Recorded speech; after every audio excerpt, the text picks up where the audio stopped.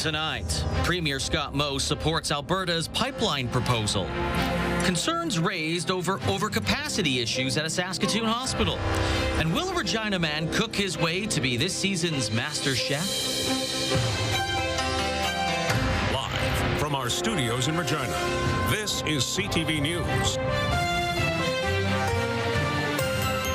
Good evening. When the Prime Minister announced the first round of major projects to be fast-tracked, the Saskatchewan government was disappointed to see none of the projects selected were energy-based. But Alberta is hoping to change that, proposing an oil pipeline that is receiving support from Premier Scott Moe. Donovan Mace has more. A new oil pipeline to the northwest BC coast would have the greatest economic benefit. Alberta's pipeline plan has the support of Saskatchewan's premier. Taking to social media Wednesday, Premier Scott Moe saying his government stands with its neighbor as Alberta takes steps to build a new West Coast pipeline. Adding this project strengthens Canada's economy, opens new markets, and creates opportunities to advance Canada's national interests. Now it comes after the Alberta government announced it will contribute $14 million as an incentive to a private sector contractor to step up and build it. We can't let our pipeline proponents have to navigate through all the complexities of a regulatory process without us being able to walk with them. But not everyone is on board. BC Premier David Eby is cautious of the plan, saying it does not have private sector support and is being put on the back of taxpayers. Premier Smith continues to advance a project that is entirely taxpayer funded. In response to CTV News, Federal Minister of Energy and Natural Resources Tim Hodgson says if Alberta wishes to be the initial proponent and funder of a pipeline to the West Coast and put it forward to the MPO, it is within their right to do so. Adding, once any proponent has done this work, the federal government is open to evaluating a project on its merits.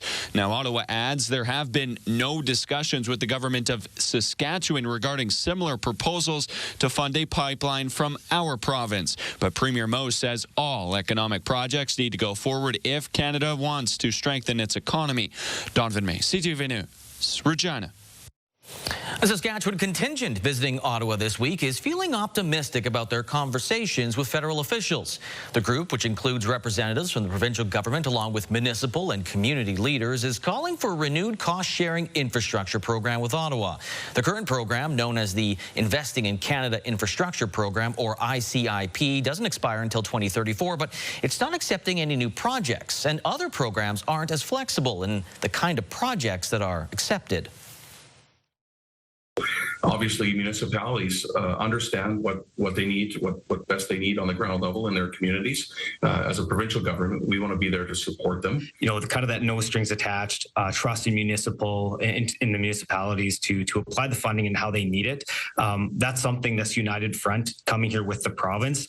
This is something that, you know, I think we surprised some of the federal officials, and they were quite pleased to see the collaboration. Both say they'll be carefully watching as the federal government brings forward its fall financial update early next month. A Saskatoon woman says she was shocked by what she saw inside the emergency department at Rural University Hospital. CTV's Laura Woodward has the details.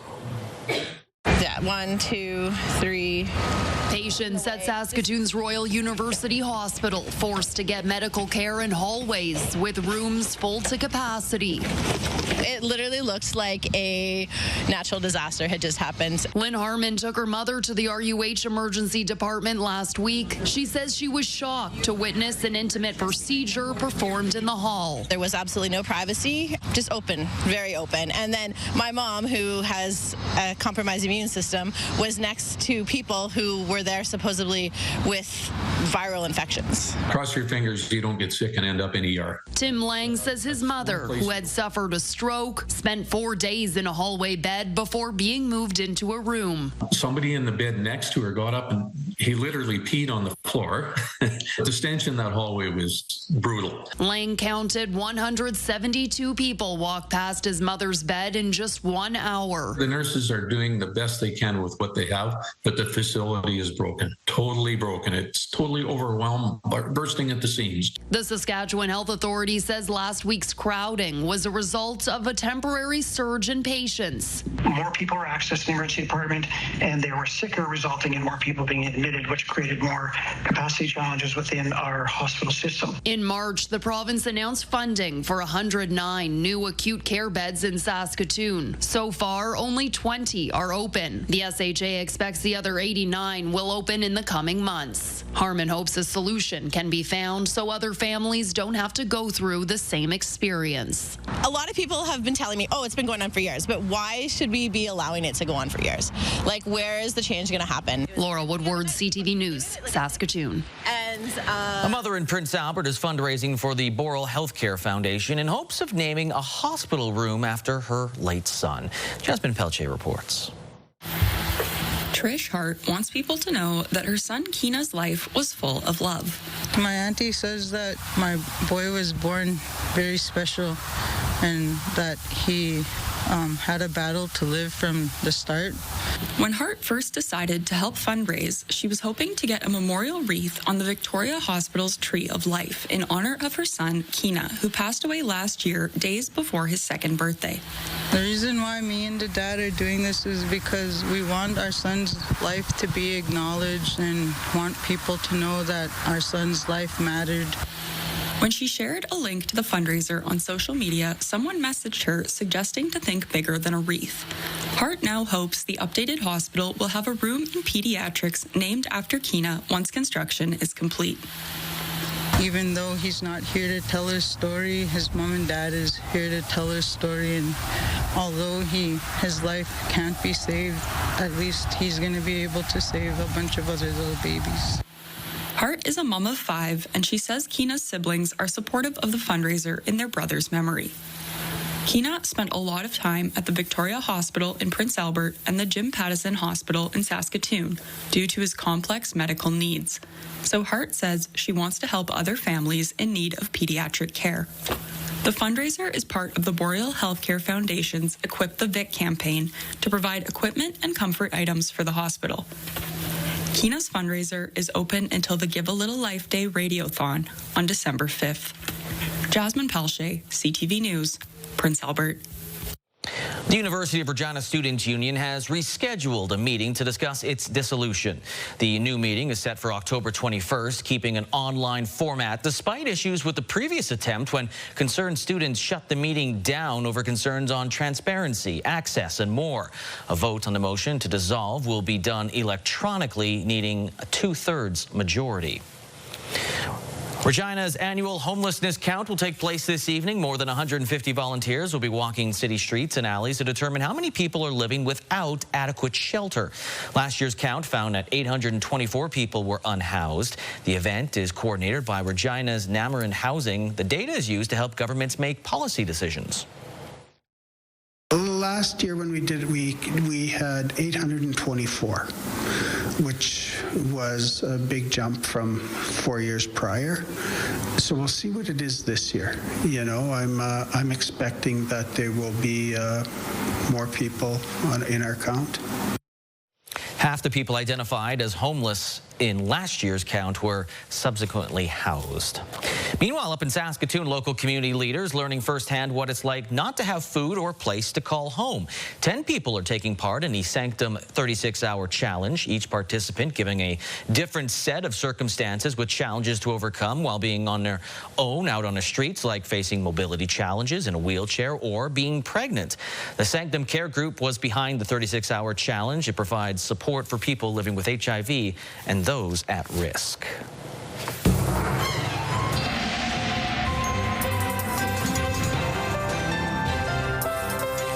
Kayleen Sawatsky decided to stay up a little later and join us from the morning show all the way to the evening show. What are we expecting in the weather, Kayleen? Well, thank you for the warm welcome, Lee. We saw some very warm temperatures this afternoon as well. And going forward, we are going to be seeing the temperatures going down. Still above the seasonal average for the next few days, but enjoy those temperatures while they last because they are going to be going down. The radar and satellite looking very unremarkable this afternoon. We did see a little bit more cloud cover towards those central central zones around Saskatoon. A bit more sunshine down towards the south, and that's also where we saw the warmer temperatures earlier on this afternoon. And we're still seeing some temperatures down towards the south into those 20-degree temperatures. Weyburn at 24 degrees right now. Estevan still at that 21-degree mark. Easton Cypress at 18.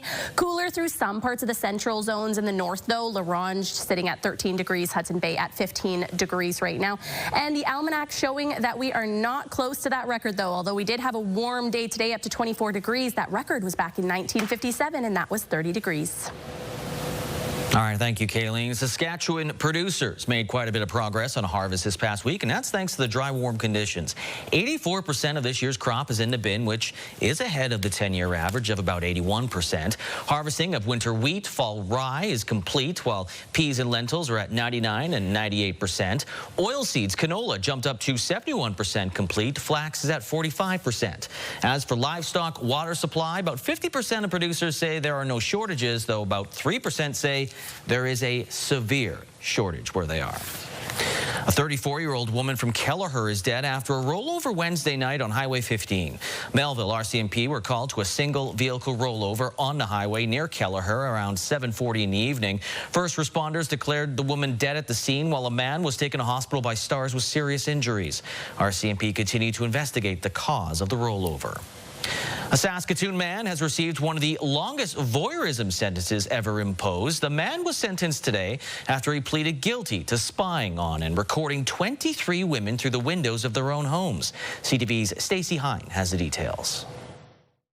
It's a lot, and it's disturbing. The Crown calls it a disturbing number of victims. 23 women secretly watched and recorded through the windows of their homes. 36-year-old Kyle Hameluk admitted to surveilling these women while they were fully or partially nude. Hameluk has now been sentenced to 2 years and 10 months after pleading guilty to 23 counts of voyeurism and 2 counts of breaching probation. During sentencing, Justice Krista Zur spoke about the serious harm caused by Hameluk's actions, telling him, quote, "You exploit their powerlessness for your own sexual gratification." Crown Prosecutor Leslie Dunning echoes that impact. Although there's not any physical contact, the psychological impact of what it had on these victims is very serious. Hameluk has prior voyeurism convictions from 2017 and 2020. Dunning says there is little case law involving repeat voyeurism offenders. The maximum I found was 2 years. A lot of those cases were in conjunction with other offenses, other sexual-related offenses, which bumped those sentences a lot higher. Hameluk's nearly 3-year sentence is among the longest handed down for voyeurism alone. With credit for time served, he has about 7 months left behind bars, followed by 2 years of probation. As part of his probation, Hameluk is banned from owning a phone or any electronic device capable of taking photos or videos. He also has a 9 p.m. to 6 a.m. curfew for the first year and must complete programming for addictions and sexual offending. Stacey Hine, CTV News, Saskatoon. A man charged in connection to a case of carbon monoxide poisoning in Kenora made his first court appearance today. In 2024, the RCMP received a report claiming a minor had been a victim of carbon monoxide poisoning on Norway Road. The minor was on shift and employed at a business. He was taken to hospital. After an investigation, Kyle Kaiser was arrested and charged with 1 count of criminal negligence causing bodily harm. In today's court appearance, his lawyer appeared on the defendant's behalf. Kaiser was not present, and his case was adjourned to November the 6th. Well, the 8th season of MasterChef Canada kicks off in just a few hours here on CTV. 6 years ago, Regina's Josh Miller made it all the way to the final 3. This year, another Queen City amateur chef is hoping to cook up a reality TV win. Damian Smith has more. Meet Andres Araneda, a grade 5 teacher, musician, and now MasterChef contestant. Since he was 3 years old, helping his grandmother inside of her home, cooking has always been close to his heart.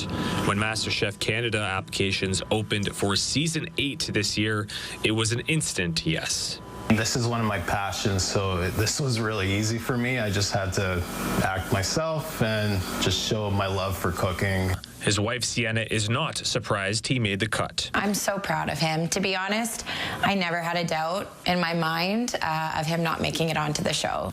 The application process is a lengthy one, having to prove the judges that they have strong skills in the kitchen. He was up into the wee hours of the morning, practicing cooking, timing his cooking, perfecting dishes, and reading food theory, and it was a lot. It was really, really hard, and I know he was exhausted and he was drained, but he just kept going. Season 8's first episode starts out with 15 contestants fighting for 12 white aprons. Chefs have to rely on their signature dish to advance to the next round. For Andre's deep dish pizza happens to be his go-to. You're really put on the spot. You really do have to think on your feet. You have to be extremely creative and very efficient. When you're in front of a couple judges and you have competition, it's really, really nerve-wracking and scary. Andres is the second contestant to originate from Regina, with Josh Miller finishing third in season 6. Saskatchewan's going to be well represented. I'm feeling very, very good. I mean, Saskatchewan in all the seasons of MasterChef Canada, and every time they've appeared, have really kicked some butt. So we'll see what this season has in store. Only time will tell if Andres will have to take off his apron or walk away with the $100,000 grand prize on finale night. Damian Smith, CTV News, Regina. I mean, we might as well. Still ahead, 2 people are dead from what is being called an anti-Semitism terror attack in England, and concerns over cutbacks on wreaths for Remembrance Day ceremonies.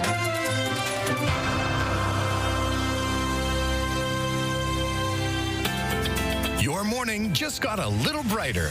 Start your day with CTV Your Morning, and you could win $20,000. For your chance to win, watch CTV Your Morning Saskatchewan, weekday mornings 6 to 9. It's being called an act of terror by police in Manchester, England. A man drove a car into a crowd at a synagogue and then proceeded to stab people afterwards. CTV's Heather Wright has more on the fear and heightened security at synagogues everywhere. On this, the holiest day of the Jewish calendar, an attack at a synagogue. Police say a man wearing what appeared to be an explosive vest first drove a car into people gathered outside a temple in Manchester, England, then got out of his car and attacked others with a knife. He was then shot dead by police while trying to get inside the building. 2 people were killed, 4 others injured. We shouldn't be scared to feel or believe in what we believe. The attack has been deemed an act of terror and occurred in an area of Manchester home to many Orthodox Jews. It comes at a time of heightened fears in the Jewish community and rising anti-Semitism around the world. The man suspected of carrying out the attack has been identified as 35-year-old Jihad al-Shami. 3 other people have been arrested as well on suspicion of commission, preparation, and instigation of acts of terrorism and remain in custody. I'm already able to say that additional police assets are being deployed to synagogues across the country, and we will do everything to keep our Jewish community safe.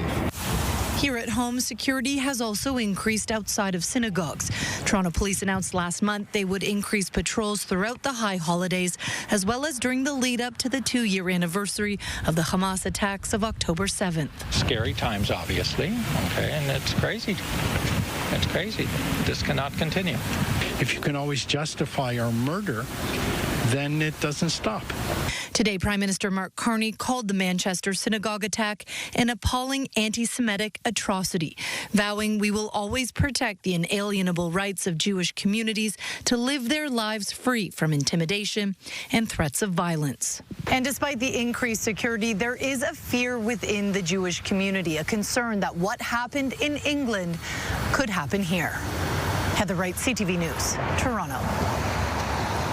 As several key sectors are hit hard by Trump's administration tariffs, the Federal Minister of Canada-U.S. Trade says he expects the 2 countries to come to some kind of understanding.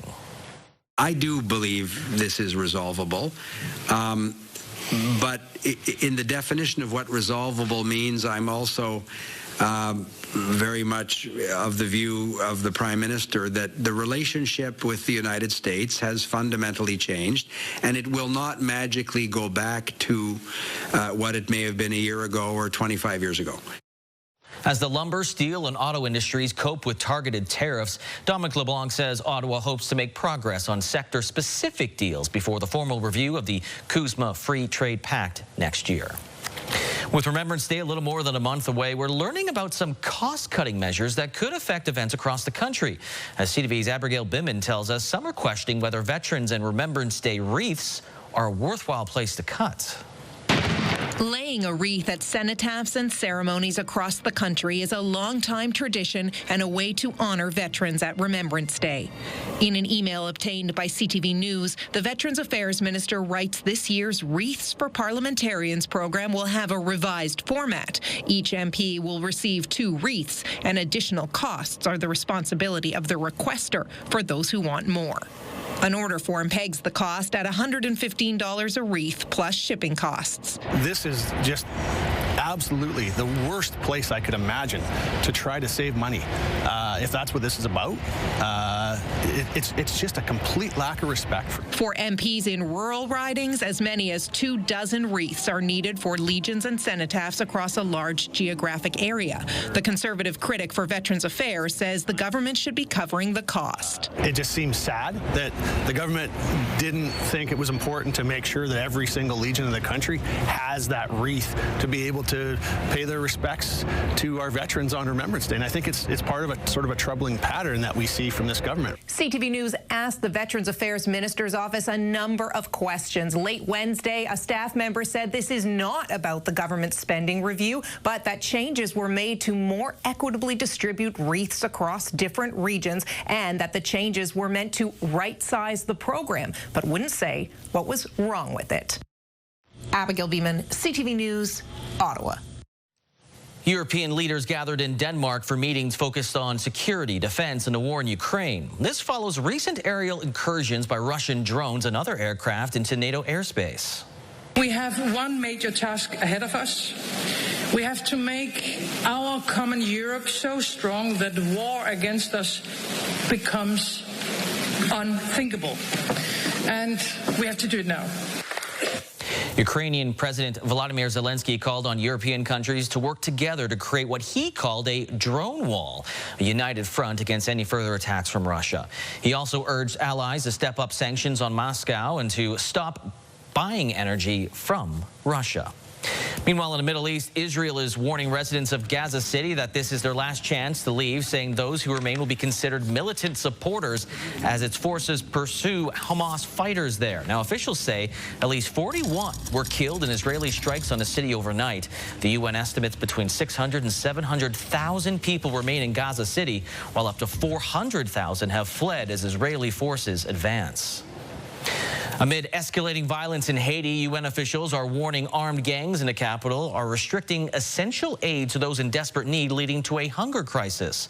Local reports suggest those gangs, now in control of about 90% of Port-au-Prince, this has led to fragile food systems, like farmers being cut off from markets and higher food prices at stores. More than 1 million people have fled their homes in search for food and shelter, and more than half of those are children. In Washington, D.C., lawmakers are exchanging barbs over the shutdown of the U.S. federal government and who's responsible. U.S. President Donald Trump says he will use the opportunity to carry out cuts at what he calls democratic agencies within the government. Federal government. Look, we're going to look at agencies that don't align with the administration's values, that we feel are a waste of the taxpayer dollar.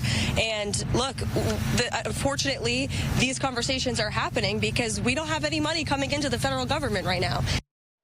The shutdown took effect after Republicans and Democrats failed to come to an agreement over competing spending bills.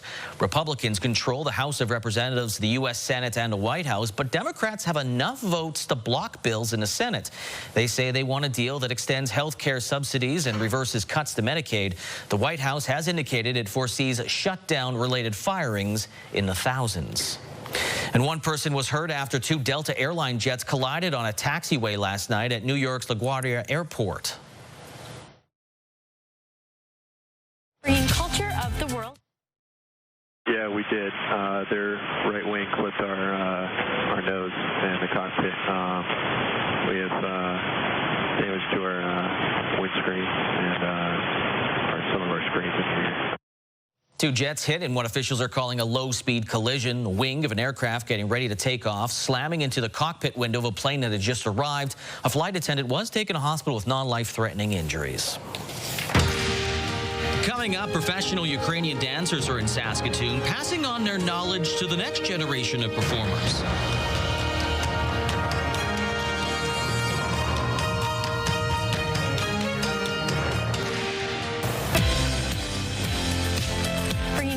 Of the world home. Friday on your morning, we're finding out what Saskatchewan's Oktoberfest celebrations look like this weekend.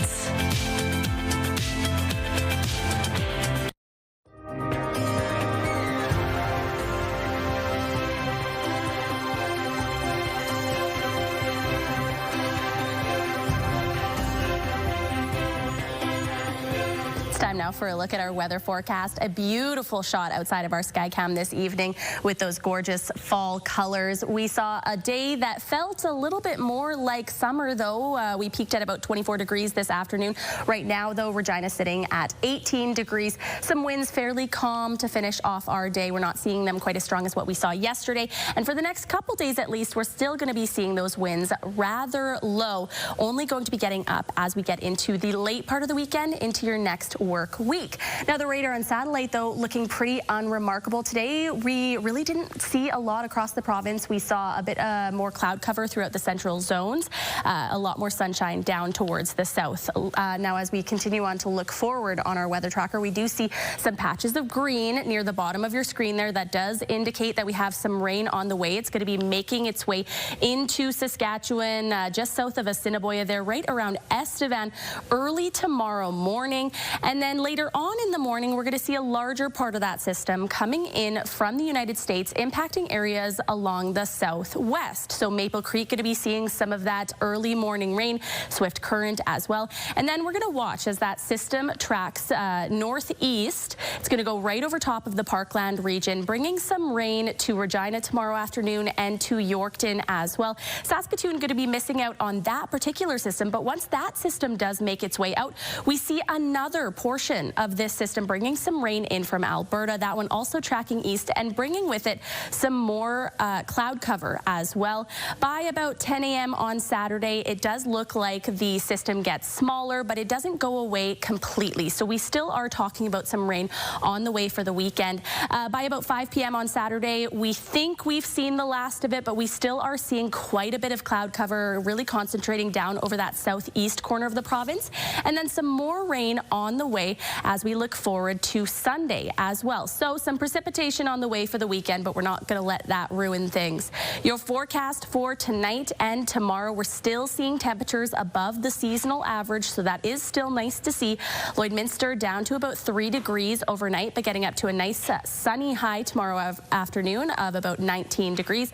Prince Albert 3 degrees overnight and 18 degrees tomorrow, but one of those areas where we're going to start seeing some more cloud cover. North Battleford down to 4 and up to 20 tomorrow afternoon. Yorkton getting some of that rain tomorrow, as we mentioned, but the high is still going to be really nice, up to about 22 degrees, and we're not really going to be seeing the winds making it feel any cooler, as we're still seeing the winds quite low for the next couple days. Maple Creek down to 8 degrees tonight, 17 degrees tomorrow afternoon, and Moose Jaw up to about 16 degrees tomorrow afternoon, 22 degrees expected for Weyburn, 10 degrees overnight for Estevan, and 24 degrees tomorrow, although again, down in the southeast corner, we really are going to be seeing a lot of that cloud cover tomorrow and into the later parts of our weekend. Regina seeing that overnight temperature of 9 degrees and 18 degrees tomorrow. So at least for the next few days, we're not really going to be seeing any more of those 20-degree temperatures. 18 degrees tomorrow, as we mentioned, dropping down to 16 on Saturday with that mix of sun and cloud. 9 degrees on Sunday, but we do start to see, as I mentioned, the winds start to go up on Sunday. Could be gusting up to about 40 kilometers per hour on Sunday and 50 kilometers per hour on Monday. So enjoy this weekend, the early parts of it, that is, with lower amounts of wind speeds.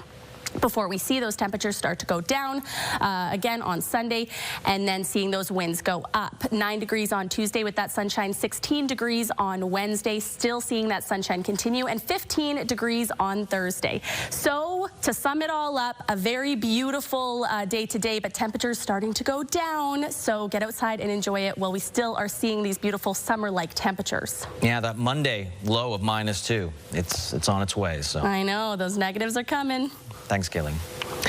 Young Saskatchewan performers had the chance of a lifetime in Saskatoon as professional Ukrainian dancers held a unique high-level training experience. As Carla Shinkaruk tells us, for the Ukrainian pros, sharing their culture is important considering what is happening in their homeland.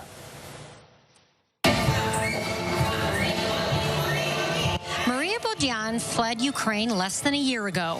For us, people who is running from the war, for us is very main that the people here learn our culture, share our culture. Together with her husband Dmytro, they now share their dance expertise in Canada. It's extra special instruction too because they're part of an elite group of professional dancers, the Wreaths Ensemble from Kiev, a group that has been the benchmark for Ukrainian dance globally for decades. And students here are soaking it in. They have a lot of questions. They like to work, they like to dance, they support Ukrainian culture. It's very cool. Saskatoon's Yevshan Ensemble hosted the event with dancers also coming from places including Regina, Yorkton, and Prince Albert. And the significance of having these pros in studio is not lost on this dancer. The National Ensemble of Ukraine, which is like the best of the best. So just thinking about that is unreal. It's clear that students are not just learning dance steps here. It's really important to keep dancing during the war because it expresses our Ukrainian culture. Ukrainian dance has become a symbol of unity and resilience for Ukrainians during uncertain times, and that was echoed through the music here. That they are trying to share, trying to help, trying to support. And it gives, for people who is now in Ukraine, it gives them more power, believe me. Canadian people, they have the same soul like Ukrainian. The same heart, the same soul, the same spirit. Carla Shinkaruk, CTV News, Saskatoon. Still ahead, after sitting on the sidelines for 13 games, receiver Kian Schaefer-Baker is set to return to the Rider lineup.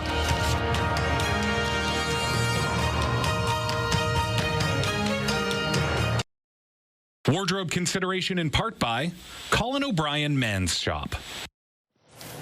The Riders are making 7 changes to the lineup for tomorrow's game. The biggest moves: Campbell Fair is at kicker for Brett Lother, Thomas Bertrand-Houdon is at backup running back for Mario Anderson, and receiver Kian Schaefer-Baker returns, replacing Mitchell Picton after missing the last 13 games. Harris has time downfield, staying on his feet, and so touchdown. Ready to go always. I was born ready for this, baby. There's no question Kian Schaefer-Baker is excited to make his Rider return in Ottawa, starting at slot back. The receiver's been out since leaving the opening game with a foot issue. His 3rd straight season missing multiple games due to an injury. It's finding the blessing in the lesson each and every single day. And, this process has taught me a lot. And when you love something so much, you're willing to go to the end of the world for it. And this is something I'll do that for. With Schaefer-Baker's return, the receiving core is closer to what was expected on day 1, with Samuel Emelis, Keyshawn Johnson, Dante Myers starting. Harris, the throw, gone, touchdown Saskatchewan. Tommy Neild would be the only exception, earning the last starting spot with 4 touchdowns in 7 games. Joe, Del Duncan Busby, and Sean Bain Jr. are listed as backups.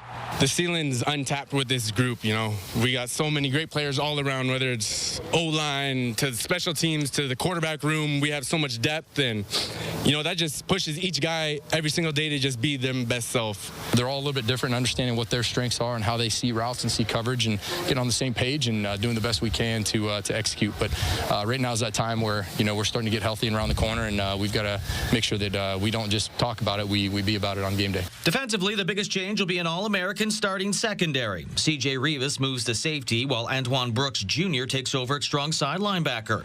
Changes the Riders' hope snapped them out of a 2-game funk. for us, it's two options: bounce back or bounce backwards. We gotta go ahead and recoil here and set the trajectory upwards. I think we come out there and send a message right from the jump. It's just going to echo throughout the rest of the team. WHL, the Regina Pats still searching for their first victory of the season. Down below the goal line for Edmonton. Hodnett blocks his way up top, hands it off to Yeko. To the side of the net, centering pass, they score.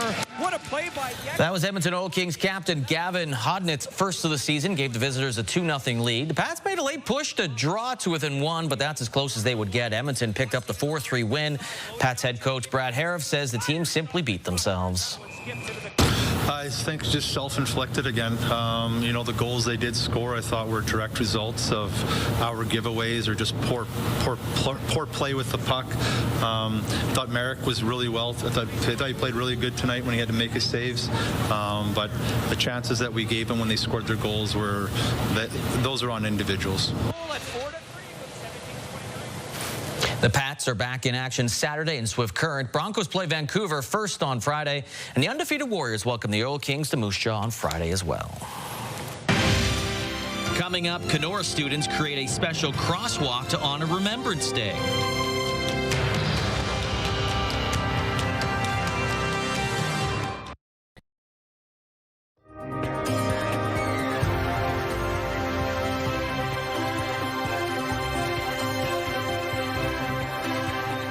Well, it was a beautiful afternoon all across Saskatchewan as we saw many temperatures still into those 20 degrees. Tomorrow, though, we're seeing some areas still reaching and cracking past that 20-degree mark. However, as we take a look at this rural forecast, you can see many places dropping down tomorrow into those high-teen temperatures. Wynyard up to 22 degrees. However, we are expecting to see some of that rainfall tomorrow. And as we turn our attention down towards the south, East and Cypress, also seeing some of that rainfall tomorrow up to 13 degrees. Maple Creek up to 17 degrees. Assiniboia appears for the moment that we could be missing it. Things do change though. 17 degrees is the expected daytime high. Carlisle up to 21 degrees tomorrow with that cloud cover, and Broadview up to 18 degrees. Now let's take a look at Delisle, where internet plans up to 1 gig are available from SaskTel. We're expecting a pleasant daytime high of 18 degrees. Delisle also expected to miss out on that rainfall tomorrow. We could be seeing some winds just a little bit stronger tomorrow than what we saw this afternoon. They could be gusting up to about 30 kilometers per hour.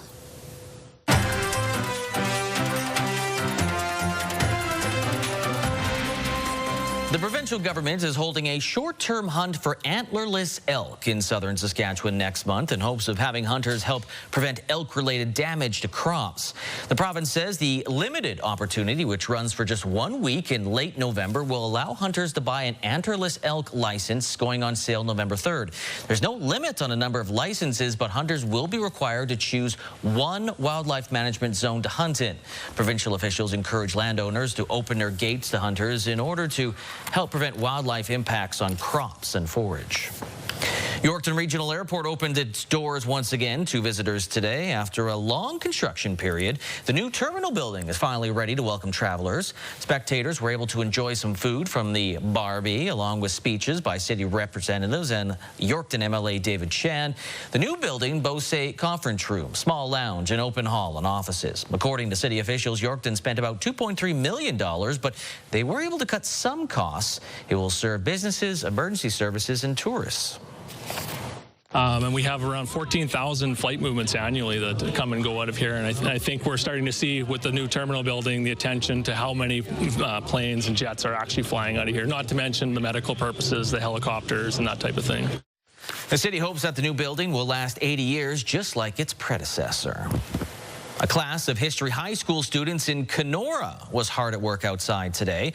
As part of a school project, they were painting a crosswalk. The piece of art is going to serve as a memorial for Remembrance Day. It was led by their teacher. White stripes and 2 maple leaves will now decorate the intersection with the words "To all who served" in both English and Ukrainian. They're pretty excited. They've been checking out the crosswalk, getting ideas. It was one of my students' ideas to do the writing in Ukrainian as well, so they're really committed to this and excited. The new memorial is located at the corner of 3rd Avenue and Main Street in Kenora. The Western College of Veterinary Medicine has some new equipment to provide quality animal health care. A new MRI machine as well as a linear accelerator was unveiled today as part of an animal health care and education project. The project also includes renovations to diagnostic and treatment units. The MRI produces detailed images for diagnosing animal patients and developing treatment plans. The college says the linear accelerator is a vital tool for treating cancer with image-guided radiotherapy. The new linear accelerator and upgraded MRI machine mark a pivotal moment. They will revolutionize diagnostics and treatment for veterinary patients. The project's total cost, $9.1 million. All right, stock markets for today. The TSX up 52 points, while the Dow Jones was up by 78 points. As for that Canadian dollar, it went down 1/10 cent to 71.63 cents U.S. On a commodity front, gold was down $9.16. West Texas Intermediate crude down $1.23, while Western Canadian Select crude was down 22 cents. As for gas in Regina, no movement. It currently sits at $1.35.9 cents per liter.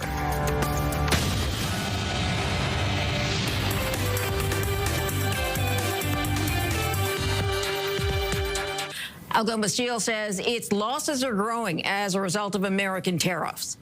Algoma expects to lose $80 to $90 million in its third quarter.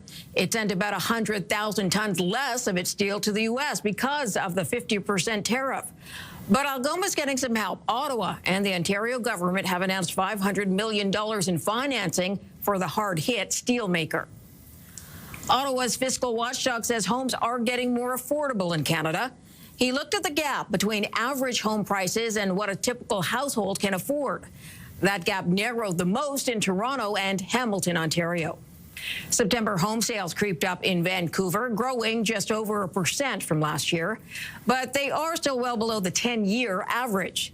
Now in Montreal, September home sales were up 11%. Those are your business headlines. I'm Marilla Fernandez.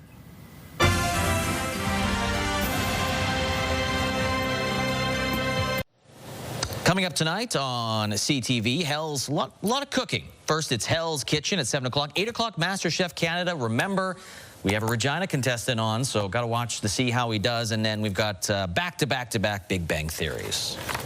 Back-to-back-to-back. Globe Theatre kicks off their new season with a play about an ambitious failure in the city of Toronto. Yeah, a collaboration between Waterfront Toronto and Sidewalk Labs may have ended in failure, but it pointed out things worth learning, and in a really funny way. The master plan is based on a true story and takes an honest and humorous look at an attempt to develop an area of waterfront land in downtown Toronto. And while city council meetings may not seem like an interesting or amusing material for a play, the end result allows those of us in the West to kind of poke fun at Canada's largest city. Say is that yes, we all have opinions about Toronto here in the West and on the prairies, but we also really love to laugh at Toronto. And the thing that this play is going to provide is an opportunity to really laugh at some caricatures of people that we know and recognize, and others as well. And that is the source for the master plan opens on the Globe Theatre stage on Friday, and it runs until October 19th. Do we like to laugh at Toronto? No, not us. We wouldn't ever do that. Go Leafs. Not. All right, here's another one for you. An unusual resident of Belle Isle, an island between Detroit and Windsor on the American side of the Detroit River, has a new home. There is a freaking crocodile or alligator over here. Yeah, it was an alligator, all right, spotted by a paddle boarder and living well north of where it should be. Michigan's Department of Natural Resources were alerted, and the animal was captured and moved to a serpentarium. Big nope for me. Yeah, we're going to have alligators soon in Canada.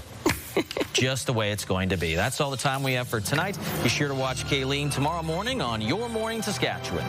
And at 5. And at 6. She lives here now.